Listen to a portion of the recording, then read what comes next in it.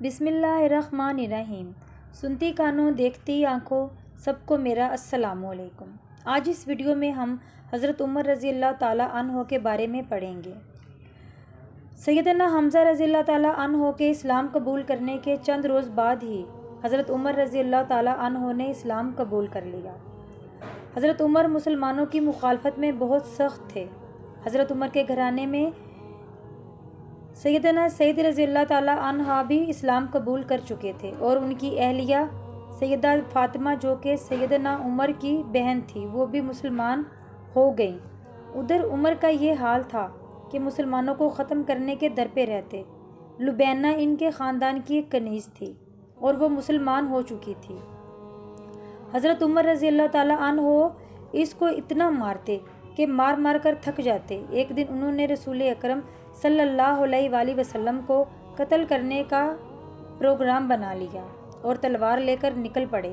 راستے میں ایک آدمی سے ملاقات ہو گئی۔ اس آدمی نے آپ سے پوچھا، عمر کہاں کا ارادہ ہے؟ بولے، محمد صلی اللہ علیہ وآلہ وسلم کو قتل کرنے کے لیے جا رہا ہوں۔ اس نے کہا، پہلے اپنے گھر کی تو خبر لو، خود تمہارے بہنوئی سعید اور بہن فاطمہ اسلام قبول کر چکے ہیں۔ حضرت عمر رضی اللہ تعالیٰ عنہ غصے سے بھر گئے اور سیدھے اپنی بہن کے گھر گئے۔ وہاں سیدنا خباب بن ارت رضی اللہ تعالیٰ عنہ قرآن پاک پڑھا رہے تھے۔ جب انہیں معلوم ہوا کہ عمر آ گئے ہیں تو وہ گھر کے اندر چھپ گئے۔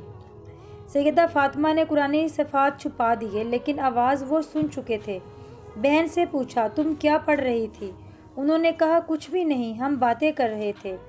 حضرت عمر رضی اللہ تعالیٰ عنہ نے کہا، میں سن چکا ہوں کہ تم دونوں محمد صلی اللہ علیہ وآلہ وسلم کا مذہب اختیار کر چکے ہو۔ بہنوئی نے جواب دینے کی کوشش کی کہ اگر دین حق تمہارے دین کے سوا ہو تو بس اتنا سننا تھا کہ بہنوئی سے دستے گریباں ہو گئے اور جب فاطمہ بچانے کے لیے آگے بڑھی تو بہن کو بھی خوب مارا اور لہو لہان کر دیا۔ اسلام کا رنگ اتنا پختہ ہے کہ وہ چڑھنے کے بعد اترتا نہیں۔ بہن نے بڑی جرأت سے کہا، عمر جو دل میں آئے کر لو، اب ہم اسلام کو نہیں چھوڑ سکتے۔ ان الفاظ نے عمر کے دل پر گہرا اثر چھوڑا۔ ادھر بہن کے جسم کو دیکھا تو لہو لہان تھا تو نرم ہو گئے۔ کہنے لگے، تم جو پڑھ رہے تھے مجھ کو بھی سناؤ۔ بہن نے کہا، پہلے غسل کرو، اسے صرف پاک لوگ چھو سکتے ہیں۔ حضرت عمر رضی اللہ تعالیٰ عنہ نے پہلے غسل کیا، پھر کتاب لی اور بسم اللہ الرحمن الرحیم پڑھی۔ کہنے لگے، یہ تو پاکیزہ نام ہے، مجھے تم محمد صلی اللہ علیہ وآلہ وسلم کا پتہ بتاؤ۔ سیدنا خباب رضی اللہ تعالیٰ عنہ جو ابھی تک چھپے ہوئے تھے یہ گفتگو سن کر باہر نکل آئے۔ کہنے لگے، عمر خوش ہو جاؤ، مجھے امید ہے کہ رسول اکرم صلی اللہ علیہ وآلہ وسلم تمہارے متعلق دعا کی تھی کہ اے اللہ، عمر بن خطاب کو اسلام کی دولت عطا کر تاکہ اسلام کو قوت ملے۔ وہ دعا تمہارے حق میں قبول ہو گئی ہے۔ پھر کہنے لگے، اس وقت رسول اکرم صلی اللہ علیہ وآلہ وسلم دار ارقم میں موجود ہیں۔ حضرت عمر رضی اللہ تعالیٰ عنہ وہاں سے دار ارقم آئے اور دروازہ کھٹکھٹایا۔ ایک صحابی نے اندر سے دیکھا کہ عمر بن خطاب تلوار لیے کھڑے ہیں۔ اس نے رسول اکرم صلی اللہ علیہ وآلہ وسلم کو اطلاع دی۔ سیدنا حمزہ رضی اللہ تعالیٰ عنہ نے پوچھا، کیا بات ہے؟ لوگوں نے کہا کہ عمر آیا ہے۔ حضرت حمزہ رضی اللہ تعالیٰ عنہ نے کہا، بس عمر ہے، دروازہ کھول دو۔ اگر وہ بھلائی کی نیت سے آیا ہے تو ہم اسے بھلائی دیں گے اور اگر وہ برا ارادہ لے کر آیا ہے تو پھر اس کی تلوار سے ہی اس کا کام تمام کر دیں گے۔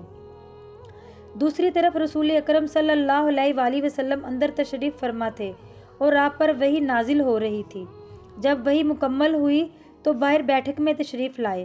آپ نے حضرت عمر رضی اللہ تعالیٰ عنہ کا دامن پکڑ کر سختی سے جھٹکا اور فرمایا، اے عمر، کیا تم اس وقت تک باز نہیں آؤ گے جب تک کہ اللہ تم پر بھی ویسی ہی ذلت و رسوائی اور عبرت ناک سزا نازل نہ فرما دے جیسی ولید بن مغیرہ پر نازل ہو چکی ہے؟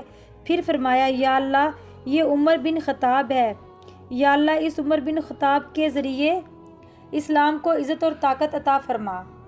حضرت عمر رضی اللہ تعالیٰ عنہ فوراً پکار اٹھے، اشہد ان لا الہ الا اللہ و انک رسول اللہ، میں گواہی دیتا ہوں کہ اللہ کے سوا کوئی معبود نہیں اور آپ اللہ کے رسول ہیں۔ اس پر گھر کے اندر موجود صحابہ اکرام نے بڑے زور سے تکبیر کہی کہ مسجد حرم میں آواز سنی گئی۔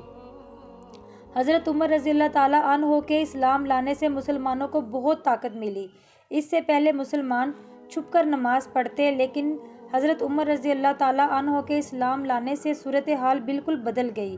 سیدنا صہیب رضی اللہ تعالیٰ عنہ کا ارشاد ہے کہ جب سیدنا عمر رضی اللہ تعالیٰ عنہ اسلام لائے تو اسلام ظاہر ہوا، اس کی اعلانیہ دعوت دی گئی۔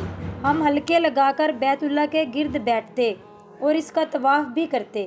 جس نے ہم پر سختی کی اس سے انتقام لیا اور اس کے بعد مسالم کا جواب دیا۔ سیدنا ابن مسعود رضی اللہ تعالیٰ عنہ فرماتے ہیں کہ جب سے حضرت عمر رضی اللہ تعالیٰ عنہ نے اسلام قبول کیا، ہم برابر طاقتور اور باعزت رہے۔